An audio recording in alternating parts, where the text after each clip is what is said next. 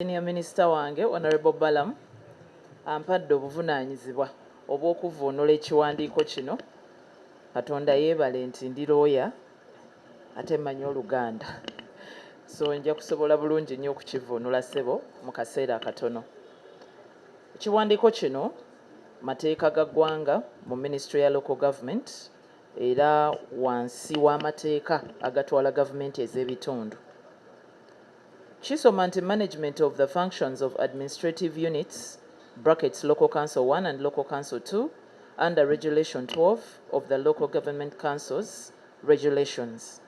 Ekiwandiiko kino kiri wansi w'enkola egobererwa oba gavumenti gy'egoberera okulaba nti obukulembeze ku Council 1 oba ku byalo ne ku 2 ku miruko oba ku wards butondebwawo. Ngenda kugezaako okwata obubaka bwa minisita, senior minister wange okubuzza mu Luganda ate era n'okubufunza. Ekiwandiiko kino kigenda eri eggwanga okulitegeeza nti ekisanja eky'abachairman ba LC1 ne aba 2 oba ab'okumiruka ab'oku byalo n'okumiruka kyaweddeko nga 28 June 2026. Ekisanja kyaweddeko. Ekiddako ekisanja bwe kiba kiweddeko kuba kulonda, ekiwandiiko bwe kigamba. Era ekiwandiiko kino kitegeeza eggwanga nti Electoral Commission yafulumizza dda roadmap oba enkola egenda okugobererwa. Kiki ekivaako, kiki ekiddako okulaba nti ebyalo n'emiruka bifuna obukulembeze obw'abachairman ne committees ow'abakyala owa defense byonna ku byalo ne ku miruka. Era ng'okusinziira ku roadmap eno oba ku nkola eno okulonda kuno kujja kutandika oba enteekateeka z'okulonda zijja kutandika nga 28 July 2026 era ng'awo tujja kuba tulonda ku byalo for village and cell level ate nga 10 Ogw'omunaana tulonde ku miruka. N'olwekyo ennaku z'omwezi nga 28 July 2026 ziteekeko nnyo obwongo gw'omulonzi naawe yeesimbyewo kubanga lwe tugenda okulonda abachairman b'oku byalo. Ate ennaku z'omwezi nga 10 August oba Ogw'omunaana bwe tugenda okulonda bassentebe n'obukiiko obw'emiruka. Era mu nteekateeka y'emu wansi w'etteeka section 52 and 53 oba akawaayiro 5.2 na 5.3 aka etteeka eritwala gavumenti ez'ebitundu Local Governments Act Cap 138 enteekateeka ez'ebyalo ez'abassentebe b'ebyalo ez'okulonda bassentebe b'ebyalo n'ab'emiruka wamu n'obukiiko bwabwe zikola kinene nnyo mu buweereza bwa gavumenti era wano baziyise bedrock of governance oba kye waliise omusingi mu buweereza era nga ye point oba gwe musingi ogusookebwako wakati wa gavumenti n'omuntu wa bulijjo bwe buweereza obusookebwako. Era wano ekiwandiiko kya minisita kitulaze ebitonotono ebivaamu ebirungi ebitonotono ebiri mu bukulembeze buno nti buyambako mu kukuuma eddembe n'obutebenkevu mu bitundu ng'era obukulembeze buno buba bukolaganira wamu ne poliisi awamu n'ebitongole ebikuuma ddembe eby'enjawulo. Era ekiwandiiko kitulaze nti obukulembeze bwa LC1 ne LC2 buyambirako ddala mu kukuŋŋaanya data oba ebikwata ku batuuze.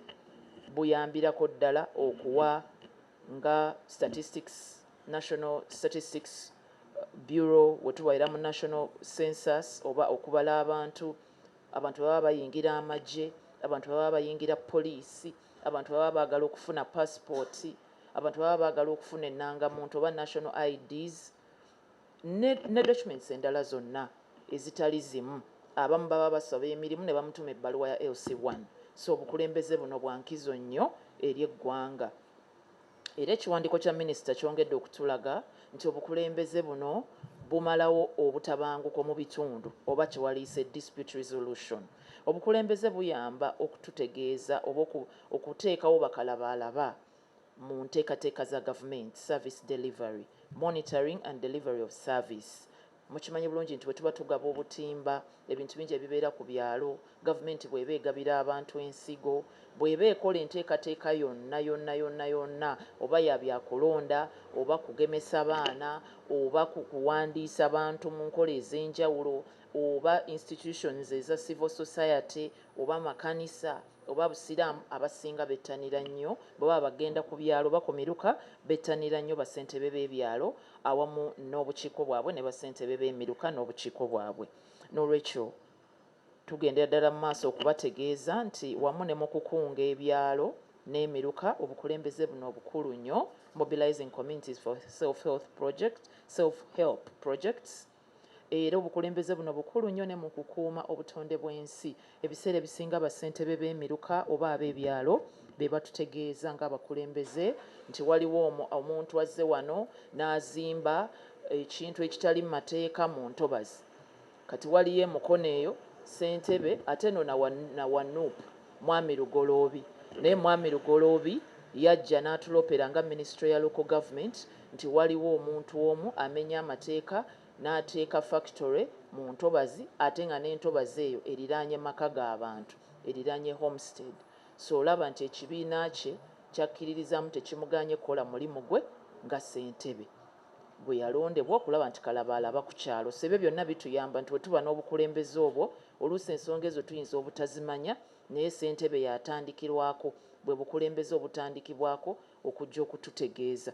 Waliwo ssentebe wange omulungi communication channels between local communities and government, era naakakyogera nti bassentebe abo mikutu gy'amaanyi okutuwa ekifa mu bantu n'okuyunga abantu ku gavumenti okubabuulira ebifa mu gavumenti oba gavumenti obubaka bwonna bw'ebeeyisaawo oba ku Ebola oba ku malaria. Effective response to epidemics. Mujjukira wano mu COVID n'endwadde ennyingi ezize zibalukawo, gavumenti ebadde ekolagana nnyo ne bassentebe ku byalo eyo mu nteekateeka ez'enjawulo ez'okutaasa abantu n'okusaasaanya obubaka obulabula abantu okwetangira endwadde ezo. Implementation of the parish development model, emyoga and other wealth creation programs of government. Mukimanyi bulungi nti bassentebe bayambako nnyo mu kuwandiisa abantu, mu kukunga abantu okujja mu misomo, okwenyigira mu nteekateeka za gavumenti ez'enjawulo. Era ekiwandiiko kitubuulidde nti parish chairpersons preside over the parish development committees, while at the village level the LCs are necessary for vetting of applicants, follow-up, utilization of resources and reporting. Eyo no nsonga nkulu nnyo kubanga parish development model y'emu ku nteekateeka za gavumenti ezisinze amaanyi era gavumenti zisinze okuteekamu ssente n'obudde, naye ng'olaba nti era bassentebe bano be tugenda okulonda bankizo nnyo ne mu parish model kubanga be basunsula era be bawaayo amannya ag'abo abasaanidde okufuna ssente ezo, era be bagoberera abazifunye bazikozesezza batya ku kyalo, era be batuloopera oba be bakola ne report eri parish chief, ate parish chief n'akompilinga bwe tutyo ne bigenda nga bitambulira mu kaawo mpaka mu Ministry ya Local Government. N'olwekyo parish chairperson ono naye jjukira nti ate yakulembera obukiiko obwo oba parish development committees mu nkola ya parish model. N'olwekyo parish development model. N'olwekyo obukulembeze bwe tugenda okulonda bukulu nnyo. Mbasaba mwenna ku lunaku olw'okulonda va ku byokola ogende ku kyalo kyo olonde ssentebe w'ekyalo, ekyalo kw'obeera. Kiwandiiko kya minisita nga bwe nagambye ngenda kiyisa mu bufunze omulimu gwe yansabye okukivuunula. Therefore, because of handover ababuliko kati minisita asabye ab'obukiiko ababuliko kati basigaleko be baliwo kati era chairman wo w'okukyalo kati incumbent abaddeko ye chairman wo. Bw'oba olina kye weetaaga ku kyalo nga kyetaagisa bbaluwa ya chairman ne bw'oba tomuwagira ng'ogenda kulondamu mulala, sooka y'okolagane naye kubanga ye chairman aliko kati. Kaakati bwe tumaliriza okulonda kwa bassentebe ewanaaba wafuniddwa abakulembeze abapya, wewanaabaawo ebitundu ebironze ba chairman abapya n'obukiiko obupya, era wajja kubeerawo formal handover. Era minisita abasabye nti formal handover eno oba okuwaayo obuyinza kujja kukolebwa wansi w'abakulembeze abatwala districts ez'enjawulo bakaawo ba RDC n'abakulembeze ab'enjawulo bekikwatako ng'amateeka bwe galagira. N'olwekyo bassentebe be tutera okulaba nga mugaanye okuwaayo obuyinza tetukikola. Bw'oba nga bakuwangudde genda n'endowooza y'abantu oweeyo obuyinza. Abantu bwe baba bakwongedde ekisanja ate ogende mu maaso okole bulungi. Furthermore, I would like to emphasize the requirement of local council leaders not to hold to